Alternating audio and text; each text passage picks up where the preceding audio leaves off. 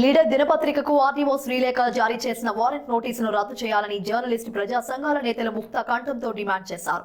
RTO జారీ చేసిన నోటీసును రద్దు చేయాలని డిమాండ్ చేస్తూ విశాఖ కలెక్టరేట్ కు నాయకులు ఫిర్యాదు చేశారు. అనంతరం కలెక్టరేట్ ప్రాంగణంలో నాయకులు మీడియాతో మాట్లాడారు.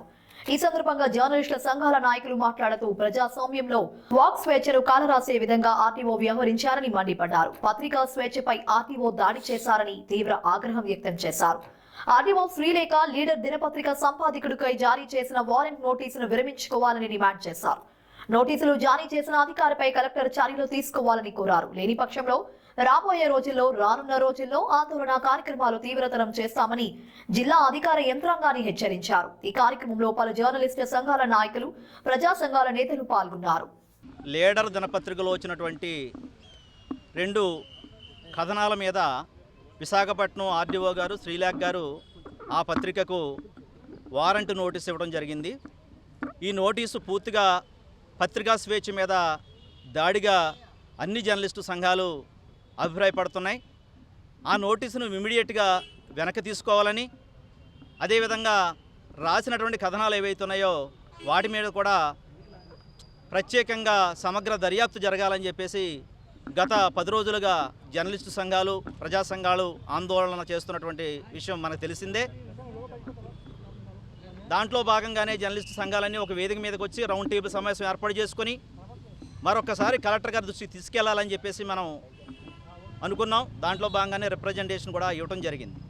ప్రధానంగా ఆర్డీఓ గారు ఇచ్చినటువంటి వారెంటులో 4-5 అంశాలు ఉన్నాయి. దాంట్లో లీడర్ పత్రికలో వచ్చినటువంటి కథనాలన్నీ కూడా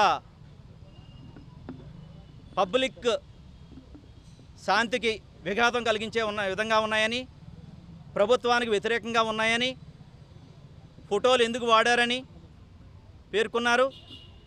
ఈ రకంగా మీరు వార్తలు ప్రచురిస్తే గనక మీ పత్రికను ఎందుకు మూయించేయకూడదు, మీకు ఇచ్చినటువంటి అక్రిడేషన్లు ఎందుకు రద్దు చేయకూడదు, మీ మీద సిఆర్పిసి 505 కింద 2 సంవత్సరాలకు పైగా జైలు శిక్ష విధించే కేసులు ఎందుకు నమోదు చేయకూడదని చెప్పేసి ఆ నోటీసులో పేర్కొన్నారు.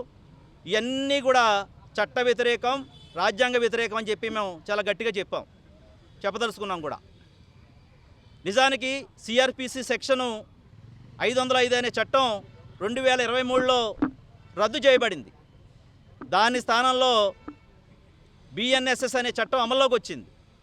రద్దు చేసినటువంటి చట్టం మీద ఆధారపడి ఆ రకంగా నోటీసు ఇవ్వడం కూడా చట్ట వ్యతిరేకమే. అధికార దుర్వినియోగానికి పాల్పడ్డారు ఆర్డీఓ గారు.